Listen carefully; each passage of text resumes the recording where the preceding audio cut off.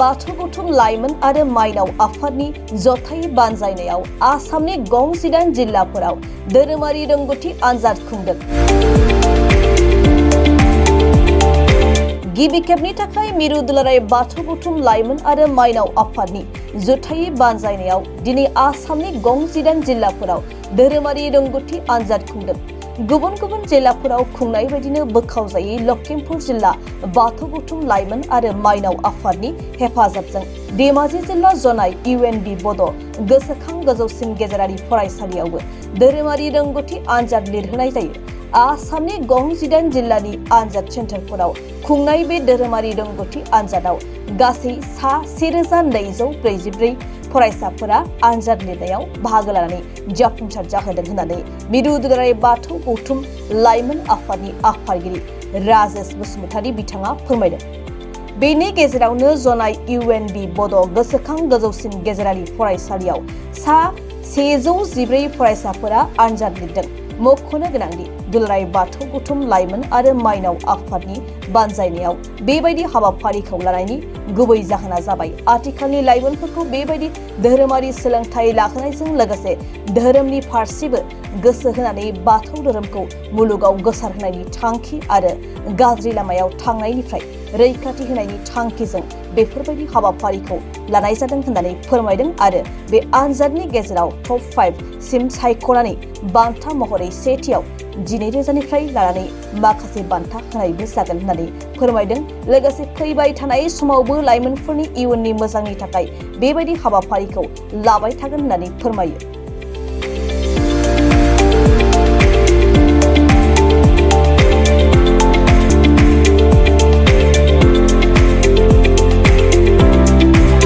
गिबि गिबियावनो लाइमोन आफाद आरो माइनाव आफाद दुलाराय बाथौ गौथुमनि जानानै धोरोमारि खुलुमनायखौ गासै सुबुं माहारिनिसिम बावहरग्रोनाय जाबाय। लाइमोन आरो माइनाव आफादा जोङो मोनसे थांखि लादोंमोन आरो बे थांखि लानायनि गेजेरजोंनो दिनै 2025 मायथाइनि नभेम्बर दाननि 2 खालाराव जोङो मोनसे धोरोमारि रोंगौथि आनजाद बे आनजादखौ जोङो खुंनाय जादों। बेखौ अल अभार आसामनि गेजेराव जोङो बे आनजादखौ खुंनाय जादों। बावहाय जोङो गासै आसाम नाङै गासै 18 गं सेन्टाराव जोङो दिनैनि बे आनजादखौ खुंनाय जादों आरो बावहाय जोङो गासै फरायसाफोरखौ मोननो हादों एबा आनजाद लिरगिरिफोरखौ मोननो हादों गासै 1244 सा केन्डिडेटखौ जों मोननो हादों। खुब गोजोननाय मोनदों जोङो बेनि जोहै। जोङो लाइमोन आरो माइनाव आफादा जि मोनसे थांखि आरो नोजोरखौ लानानै जोङो बे हाबाफारिखौ लादों बावहाय जोङो एसेब्लाबो जों जाफुंसारनो हादों होननानै जों बुंनांगोन। बे समाव जोङो लखिमपुरनिफ्राय हमनानै लखिमपुर जिल्ला, बिसनाथ, सनितपुर, उदालगुरि, भेरगाव आरो सालबारि, गुवाहाटी, कामरुप, क'क्राझार, गसाइगाव, कार्बि आलं, गलाघाट जों बेबादि जिल्लायाव जोङो बे आनजादखौ खुंनाय जादों। सोलोंथाइजों लोगोसे दानि लाइमोनफोरा नैबे धोरोमारि जे आनजाद खुंनायजों माखासे लाइमोनफोरा गाज्रि लामायाव थांदों। बेनि सोलायनाया माबायदि फैगोन होननानै आसा खालामदों? जोङो लाइमोन आरो माइनाव आफादा जे मोनसे थांखि लादों आरो बे थांखियानो जोंनि गोदान जेनेरेसनफोरखौ जोंनि लाइमोन बिथांमोन उन्दै फैबाय थानाय बिथांमोनखौ जोङो मोनसे धोरोमनि थार लामाजों जोङो लाबोनानै मोनसे माहारियारि आफादखौ जोङो राफोद दाफुंनायाव मोनसे समाजखौ राफोद दाफुंनायाव जोङो बे हाबाफारिनि गेजेरजों जोङो एसेब्लाबो खामानि मावनो हागोन होननानै जोङो मिजिंथिदों। जायखौ जोङो सिलेबास महरै जोङो बाथौ धोरोमारिखौ लोब्बा लाफानानै आरो जोंनि समाजारि खान्थि जेरै हाबा खान्थिफोरनि सायाव आरो जानाय लोंनाय जोंनि ट्रेडिसनेल फुडफोर दङ। जोङो बेफोरबायदि माखासे आयदाफोरखौ सिलेबास महरै लानानै जोङो होनाय जादों।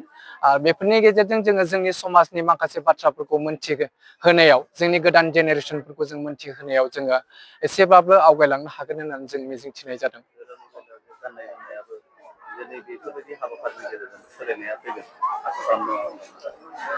निश्चय जोङो थारैनो जोङो साननो हादों। जिहेथु मोनसे खोथाखौ जोङो साननांगोन जे जायफोर सुबुंफ्रानोखि बा जोंनि उन्दै जेनेरेसनफ्रा धोरोमनिफ्राय गुबुनजों जायखारलांनाय जेरै ड्राग्स जानाय बा निसा जानायनि लामाजों हान्थिलाङोब्लानो जोंनि माखासे समाजा राफोद जानायाव जोङो लोरबां जानो नागिरो राफोद जानायनिफ्राय जों गोजानाव थानो गोनां जायो दा बे बिथिङाव जोङो जोंनि समाजारि खान्थिनि जि सिलेबासनि मोनसे आयदाखौ जोङो फरायसाफोरनो होनायाव जे फरायसाफ्रा बेखौ नागिर फरायनो गोनां जादों जोंनि जानाया जोंनि ट्रेडिशनेल फुडा जोंनि दोरोङारि जानायफ्रा जेरै हाबायाव हाथासुनि खुरोब्ला मोनसे आगजुखौ नांथारगौ जोंनो जेरै हाथा आइजेंखौ जोंनो नांथारगौ बे हाथाखौ आइजेंखौ नङाब्लानो जोङो जोंनि हाथासुनि खुरनाया जाफुङा बे मोनसे बिथिंखौ जोङो जे बेफोरबायदि माखासे सिलेबासखौ होनानै बे सोंथिफोरखौ होनायनि गेजेरजों जोंनि फरायसाफ्रा बेबायदि माखासे समाजारि बिथिंफोरखौ बिसोरो फरायनो गोनां जादों स्टाडि खालामनो गोनां जादों स्टाडि खालामनाय लोगो लोगोनो फरायनाय लोगो लोगोनो बिथांमोना जोंनि समाजनि माखासे खान्थिफोरखौ मोनथिनो हादों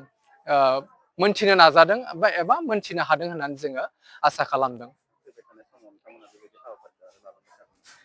जोङो देग्लाय फार्स्ट टाइम लाइमोन आरो माइनाव आफादा बे 2025 मायथाइयाव गिबि बे आनजादखौ जोङो खुंफुंनाय जादों आरो जों फैबाय थानाय समाव बेखौ जोङो लाफुंबाय थागोन मिजिं खालामनाय जादों जोङो खुंबाय थागोन आरो बे समाव गासैबो जिल्ला आफादनि बाथौ धोरोमारि दैदेनगिरि बिथांमोना जोंखौ खूब हेफाजाब होबाय बे हेफाजाबनि गेजेरजोंनो जोङो दिनैनि आनजादखौ जोङो खूब मोजाङै खुंफुंनो हादों होननानै जों मिजिं खालामदों लोगोसे जोंनि उन्दै फरायसा बिथांमोनाबो जे 1244 सा बाहागो लानानै जे जोंनि हाबाफारिखौ जाफुंसार होदों माहारि दानायनि जि जोङो सिन्था सरजा खालामनानै बे थांखिखौ लादों आरो बे थांखिखौ जाफुंहोनायाव बिथांमोना बाहागो लानानै हेफाजाब होनायनि थाखाय जोंनिफ्राय खूब गोजोननाय थादों लोगोसे बिथांमोनखौ जोङो उननि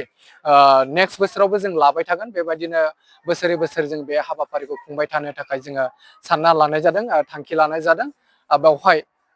इयुननि जि मोनसे आनजाद खुंबाय थागोन बे समावबो जोंखौ हेफाजाब होबाय थागोन जों बेखौ मिजिं खालामदों औ जोङो थारैनो लाइमोन आरो माइनाव आफादा मोनसे सावरायनायनि गेजेरजों जोङो टप 5 खौ जोङो सायख'नानै बे टप 5 खौ जोङो बबेबा मोनसे थावनियाव जोङो बिथांमोनखौ लानानै जोङो बावहाय अरेलि बिथांमोनखौ सोंबावनाय जागोन बावहाय 25 मार्कनि थाखाय बिथांमोनखौ जोङो सोंबावनाय जागोन दा बावहाय जोङो फार्स्ट सेकेन्ड थार्डखौ जों सायख'नानै साबानो जोङो बान्था बावनो थाखाय लादों बावहाय जोङो सेथि बान्थानि थाखाय 12,000 सिम जों लानानै फारियै जों माखासे बान्थाखौ राननानै बावहाय माखासे नेरसोनारि बान्थाफोरबो दंबावो जों बे बान्थाखौ जोङो होनो थाखाय थि खालामनाय जादों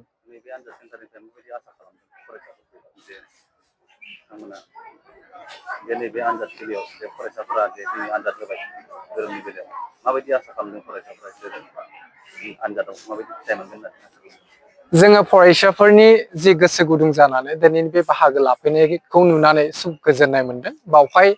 आनडिभाइडेड लखिमपुर डिस्ट्रिक्टनि बे जनाय हालामाव थानाय नैबे UN बि मेम'रियेल बड' हाइ स्कुल बेवहाय खुंजानाय बेवहाय सेन्टाराव गासै 114 सा फरायसाफोरखौ जों मोननो हादों बे सेन्टाराव बेनिफ्राय जोङो मोनथिनो हादों बिथांमोननि जि मोनसे गोसो गुदुङै आनजादखौ लिरफैनायाव जोङो मोजांखौनो फिथाइखौ मोननो हागोन होननानै जों आसा खालामदों